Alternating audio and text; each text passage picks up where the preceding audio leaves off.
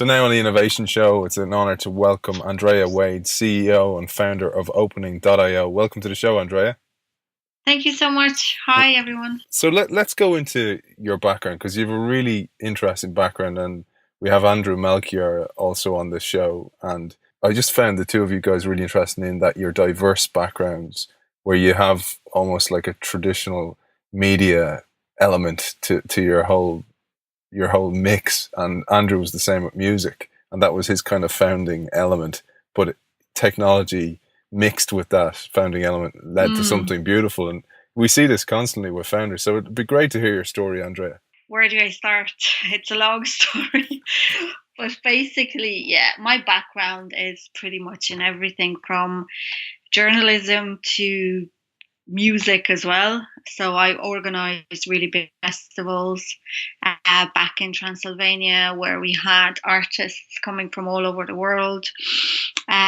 Within media, like I worked in TV and radio, and then I was the senior editor of an advertising magazine. I wrote my first article when I was 16.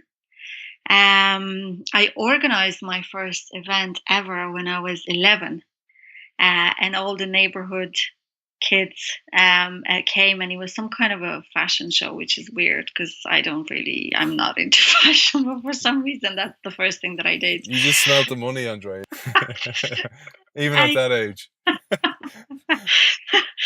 Yeah, well, I don't know. I just think of ideas and then I go, somebody should do that. And then I talk to people and I tell them, somebody should do that. And then I just go, yeah, well, so maybe I should do that. And then things just happen. So background of, yeah, media, journalism. I mean, post-communist Romania, I wanted to write about things. We were taught, and so I studied journalism amongst other things. And I remember this one particular professor who was a journalist, who told us that the media is the watchdog of the society and all this. And I was a teenager and whatnot, and wanted to be just that. I used to make my mom cry by telling her that I'm going to go and cover war zones and these kind of things. I can still do that to her if I say it to her. I was either doing that or telling her that I'm going to join the Red Cross. Nice. And I would then make her cry, and then yeah. So music, journalism, tech was always an interest. I started coding when I was 16. Actually, it's just the school system back home allows for it. So I studied computer science since I was, geez, 15 or something, 15, 16. And then all that combined, a few years later, got me to open this one company called Brandalism, where we were building brands and doing strategies or building platforms for startups or bigger established companies. So that was interesting. And then I kind of got sick of helping other people build their products and their businesses. And I got a little bit sick of teaching other people. And I decided, okay, I'm going to do my own thing with a small break in between when I went into the independent as head of product. And that was interesting, going back kind of to my roots to, um, independent.ie or INM, Independent News and Media, the largest media trust in Ireland. So that was interesting. But I think 2 months into that, I was already half there working on Opening.io without saying it to anyone. So yeah, I always did things, I guess, if that makes sense. It's difficult for people like me to work for other people. So you're constantly searching for the next new thing to do. That's really interesting, that piece, Andrea, because you must often get frustrated because I talk to a lot of people in with the same type of mindset as you, and I always find they're almost apologetic for that, which is the kind of I don't like the status quo or I don't like how it's done, and you honestly do try to change it from within, and then you discover this is a brick wall that I can't break through. I'm actually better off just leaving and going and doing it myself. And I do believe, like, yeah, massive amount of bravery on your side, but you're in a way you're the lucky one as well. And I know some days I'm sure on your side as an entrepreneur, you're kind of saying, I had it easy, when you're protected and you're guaranteed a wage every month. But in a way, people, I'd say a lot of people in roles are looking at people like you kind of going, I wish I had the guts to do that. Yeah, it's a weird one. Like if you are in that role where money is just coming in into your bank account at the end of every of each month, and you have insurance and you might have a pension and you have whatever, and that's there. That's not a bad place to be in, but you look, across the fence and you kind of go, oh, I wish I was my own boss. I wish nobody could tell me what to do, and I wish I could blah blah blah. And then you go and you do it, and it's the hardest thing, and it will break you every single day. But then, you could be an entrepreneur, I suppose, and build your own thing, and need to be 100 people in one, because you need to know about everything, and you can look back at your previous life if you had it, or other people, your friends, who are getting promoted and they're getting stock options, and they're like, yeah, Andrea, I can buy a house in the next 3 years, I just need to stick with this multinational. And you go, ugh. It's not, it's tough and consuming either way, I suppose, but I don't know, I don't know how to do the other side Yeah, anymore. the bureaucratic side. I'm sure that happens in the same way that so many people get institutionalized and Mm, grow into the politics or the bureaucracy. Entrepreneurs are the opposite, and I often think about this. It's like the maturity level of a company where you go and you start up and it's the buzz and the sawdust on the floor. That mindset versus you're at the top of the S curve of a company, or at the growth, or at the lean stage where they're leaning it out and every process is meticulously designed, and there's no, don't go outside the lines, because if you do that you cost us a point fraction of our percentage at the end of the year in our EBITDA. And it takes two different types of people to do those different stages of a company. mm. Yeah, you're right. I'm very good at starting things off. My past is all in starting things off and getting people to adopt them. Not so much in sticking with it for the long term. So this is my new challenge. I want to build this, and I want to lead it for as long as possible. I want to learn all these things. I want to learn how to increase our EBITDA by whatever X percent. And it's kind of boring in a way. It could be, because it's, some people do get excited about starting new things, and they have this crazy wish of a power or whatever, that they just make it happen, and then they let go because it's not new anymore. um but I suppose it's weird. It's nearly, when you start your own thing, you have to unlearn the processes that you might have learned in a role that you had within an entity that wasn't yours necessarily. But then, in a weird way, you have to relearn them once your company starts to grow, and once it just becomes just another company. Yeah. Just that this time you own it. So I had a conversation today with someone who's helping out with our financials, like a CFO as a service, if you wish. And I was telling him that it seems that all I do these days, I live in templates and applications and business plans and financial projections, and it just seems that all I do is I fill out forms. And he's like, yeah, welcome to the world of the CEO. And I'm like, oh. So it's a weird one, but at the same time, you do control the destiny of your company. So you do take part in envisioning what's next. So you do get to dream and then sort of put that into reality. So Yeah. yeah. Do you Yeah. know what we actually haven't actually told our audience what you do. So you mentioned while you were in independent news and media, you had this seed of an idea and you started to grow it then. But what was it that sparked it, and what is opening.io, I suppose? Let's tell our audience that. Yeah, I suppose we should, right? Like talking about all these, I could be doing anything. I could be growing mushrooms The in the shed chocolate or something. chocolate teapots. Opening.ie is chocolate teapots. They're not selling very well. Please buy our chocolate teapots. They're delicious and pretty, and they do not melt. Um, anyway, yeah. So at opening.io, we match people to jobs. We have algorithms that match people to jobs. So we are a science first company that applies AI within recruitment. Essentially, we built a recommender engine, much like, say, Netflix or Spotify or YouTube have built recommender engines for films or music. We have an engine that recommends CVs. The idea actually belongs to my co-founder, Adrian.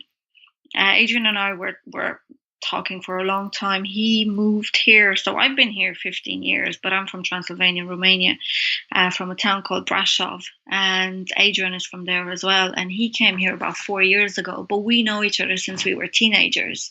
We used to go to each other's events and stuff like that. And he went through an exit. A company that him and his friends built went from 3 to 70 people and was sold into New York. They were almost bought by Apple, but then something happened. A new CEO arrived, and it didn't quite happen. So they were bought by someone else. But yeah, they did grew the business. They sold it and all this. Adrian won the programming Olympiad in Romania a good few years ago, so he came number one, first place, blah, blah. So he had a really solid CV. And then one day he decided, you know what, I'm going to move away from Romania. I'm going to go somewhere. And he sent his CVs, a few applications sent into Dublin and a few into San Francisco. Long story short, he gets 3 offers, both from Dublin and from San Francisco, but he waits 6 months. And the company he ended up joining had his CV months before he was rediscovered by an external agent and placed for a 5-figure finder's fee. So it just, that frustration, because the thing is, we're in recruitment, and I'm speaking at a thing this Friday, the first Friday in May, whatever date that's going to be. And I was thinking, what am I going to say? And I was like, I'm going to ask the audience, is there anyone in the audience who has, ever applied for a job? And obviously everybody has. It's like asking someone, is there anyone in the audience that is immortal or that will never die? We all went through that. So we built this from the candidate's perspective.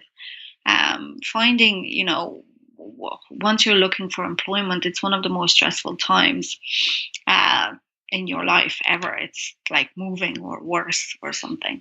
So we came at this problem from the candidate's perspective, going, this thing doesn't work. Can we solve it? And again, no background in recruitment, but we knew tech, I suppose AI, and product. And we've built things before. We knew that we can learn really quickly. So that's what we did. And in the last 2.5, 3 years, we learned a lot about the recruitment space. And we built something really solid. So that's what we do today: algorithms matching people to jobs. That's brilliant. I didn't realize that before, what you were saying about. I didn't realize the story. I didn't hear it before about Adrian, because Mm-hmm. it reminds me of what used to happen when I was playing professional rugby, where agents used to move players. So they wouldn't necessarily act on the behalf of the player to move that player to the right type of club or right type of culture or playing style that would suit that player. Instead, they would try and move a player out of that club and then replace a player back in, because then they get 2 fees. Do you know what I mean? Like, this is the kind Yeah. of, and I didn't realize that was happening until I got out of out of rugby, and I witnessed this type of behavior. And I'm not saying it doesn't happen all the time, but it happens for sure because Mm, everybody's concerned about their own bottom line, so and their own bonus and whatever incentive they have in place. But it yep. really makes sense. So you, in a way, yourself and Adrian sat down. And you went, this is our hate list of all the stuff we hate about this industry, and how are we going to fix it? Yep, that's pretty much it, to be honest. Yeah, It's just that I wouldn't say that publicly I know. because it Well, would that's my bring you job. into that industry. My job is to say that for you. I'm just translating. It's your broken Transylvanian English, and I'm just translating it well for you. Ah, thank you. I have That's an good. AI, I have an AI that does this for me. I'm just reading what it's saying to me here. Yep, it's a pretty smart AI who gets the underlining truth the, about things. the But gist. Well, that's the underlying theme of the show anyway. But so Andrea, like I don't want to give away the secret sauce, but it looks at way more than keywords. it is more than keywords. We don't do like keyword mining. We do concept mining. So we understand concepts. So the algorithms don't need to know a specific word.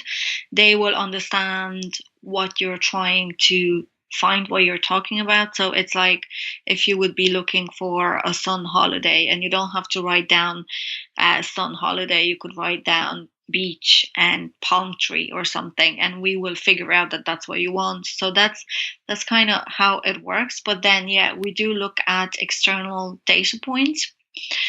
We never go to find those if you don't have them in the CV.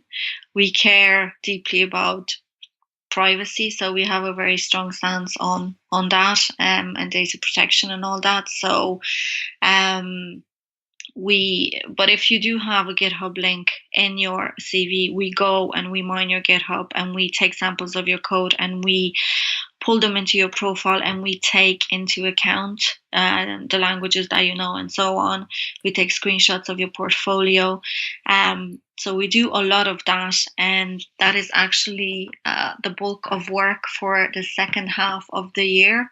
We're raising a big round in the next 3 to 6 months. I'm actually formally starting fundraising in about 45 days. And a lot of the product work is going to be around that, better understanding the candidate, better understanding you based on what else we can find online about you. But again, as long as you do have it in your CV, otherwise we're not gonna look at your not gonna mine your Twitter or Facebook and draw conclusions about that because Ah, okay. I know. I wasn't even going there. I didn't even think that way. yeah. But one of the things I heard you speak before, and you mentioned a kind of an almost serendipitous event where you created this playground on your website, and it's become this kind of really nice feature to almost be a kind of a spider's web to bring people in to opening.io. Yeah, so we're very open. You can create an account, you can go to opening.io, and you can just create an account. You don't even have to add, your credit card, whatever, blah blah blah. You can go and look at the thing, you can spy our products. We have presentations about our tech architecture and all that kind of stuff. So we decided also to kind of let you try the capabilities of the tech without using the product.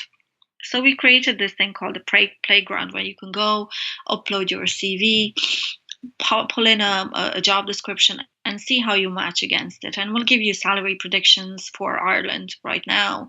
Um, and we'll show you what else we find about you. Just a note for those listening, just in case they're going to go to opening.io and play in the playground.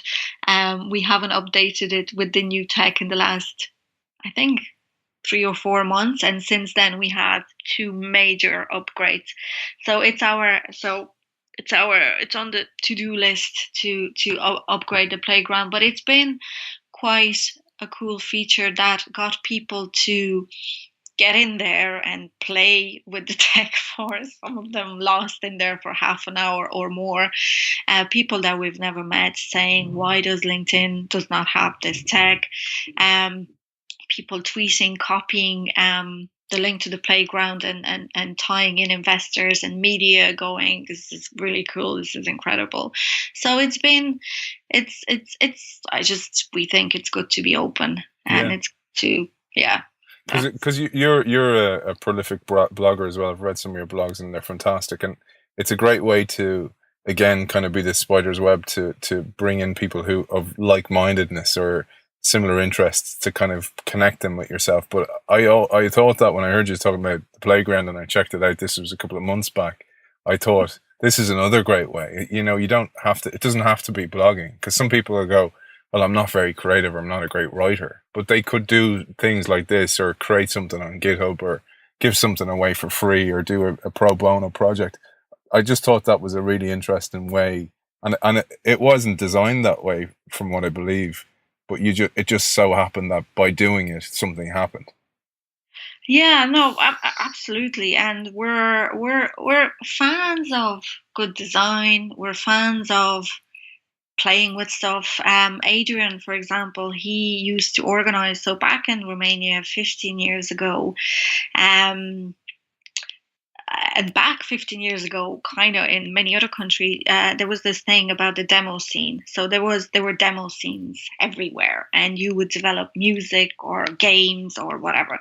So Adrian organized for about 7 years this thing called Dracula PC Party, and it would be whatever, 3 days or more. No Wi-Fi back then, big clunky computers, thousands of people together for 72 hours or whatever, building cool stuff. So some of those demo scene kind of influences and whatnot, they're still found in the way we do things. I mean, even on our homepage, we have some crazy, completely unnecessary design with clouds and people moving and things, and completely unnecessary, you know. But we do we do like to do things Yeah. different. Isn't that key though? I just think that, you know, people expect things to happen and they don't actually make the first move. And it always reminds me of that story about the guy who's praying to God to win the lotto all the time. And he does it every night for months on end. And then God appears to him and goes, give me a break, buy a lotto ticket. Like you actually got to do something here to actually make something happen on the reverse action. And you find so many people, and they're often the complainers that are going, "Oh, nothing happens for me," and you're kind of going, "Well, you know, you got to put yourself in the game." Oh yeah, no, absolutely. I have friends like that. I have people close to me that I love that are like that, and you want to just kick them up the butt or something. But, you know, you have to do things. You have to be uncomfortable. You have to, whatever. Nothing happens just because you want them to. Yeah. That's not how things work. So one thing I wanted to ask you, because I didn't really nail this down, was so the way the product works is I'm just trying to think of a use case. So I'm am I a business owner and I want to have maybe a career section of my site and I use opening.io as a plugin? Is that how it works? Just to explain that to our audience. Okay, so that's one way how it works. But let's say you're a multinational, right? Because to be honest, we're targeting big entities. You're a multinational and you have a thing called an ATS, an applicant tracking system. And in there, you might have 50,000 CVs or 20,000 CVs, or there's someone that we're working with right now, they have 1.2 million CVs. And you do a search and you input iOS developer and you get back 20,000 results, or 10,000 or 5,000 or even 400. And you go, who the heck do I call first? So this is what we do. We sift through CVs, and we're telling you, fine, you have 1.2 million CVs and you have 20,000 iOS developers. How about you talk to these 10 first? And that's pretty much what we do. We plug into existing databases or your career page, and we make sense of your resumes. We can match people to jobs. We also match people to people. Say you hired me and you want another Andrea, and you go, I'm going to take her CV, put it into the engine, and I'm going to find someone else with these skills. Or you go, we have 50 data scientists, who is the best? Or we have 500 data scientists, who are the top three, because we just have a new project opening in Cork, and we need to send some people there for 3 months. Who do we send? These are the use cases. There's another use case. We're talking now to a company that employ just over 120,000 people worldwide. With them, 75% of their hires are internal, but they don't know who their own passive candidates are. So say I might be in a job and that company has a really cool new job going, but I don't really know of it. So I'm working away. This software can just ping the HR manager and go, Andrea is really suitable for this. Brilliant. So it's the use cases, and then there's other use cases like job boards. We could plug into a big job board, your Monsters, your Jobs.ie, or whoever, and do the matching automatically. We're trying to reduce everything at one click. Yeah, because that really makes sense to me, and because you hear a lot about AI replacing jobs, etc. But if I'm thinking about this and I'm going, okay, I'm in this role and I need to firstly discover similar candidates or a certain cohort of candidate profile, and I'm tired and I've had a bad day, or I've had a couple of late nights, or the baby's been crying, or whatever is affecting me in my day job, or maybe it's not at all, and I have to try and find some similarities between it. I can't do that as well as a machine, because the machine is looking at similar data. But what I can do is, if it gives me out of 1.2 million, it gives me 102 perfect CVs or similar ones, then it leaves the human skill of identifying the skills of grit or determination and the personality fit, the empathy, the EI and the EQ, and all those different human skills. It leaves those for me as the human to the spot. I just often think that when I read it first about opening.io, it was like, this is what it does. It takes away that kind of linear task for me and leaves the really important choice for me. And join those things together, and you have a really kick-ass recruiter. To be honest, in essence, what we do is we give you that long list or short list, and then you call those people today. So we powered a career fair in March, and there's 20 big companies there, multinationals, and there's the same people that walked in the door. So many of them have the same people in their database once the career fair ended. And we went in there and we did the matching, and the people that used the tech first got to the right candidates first, made the call first, and made the placement first as well, because we're all fighting for these good people. So the key is to get to that short list or long list faster. It's always about that. Brilliant. Well, Andrea, perhaps funders might want to get in touch, or by email or Twitter. How can people reach you? So LinkedIn is one, Andrea Wade. I have 2 E's in my name, so it's Andrea Wade. Twitter, I do live on Twitter, but I'm not sure if I should send people to my Twitter, because it's a bit nuts, but I don't care, to be honest. So it's Brandalisms on Twitter, or Andrea, don't forget, 2 E's, at opening.io. Brilliant. Okay, and people can get in touch, because a lot of VCs do listen to the show, so you might get, hopefully, some bites through the show. So, Andrea, it's been a pleasure talking to you. Andrea Wade, CEO and co-founder of opening.io. Thanks for joining us. Thank you so much. Thank you.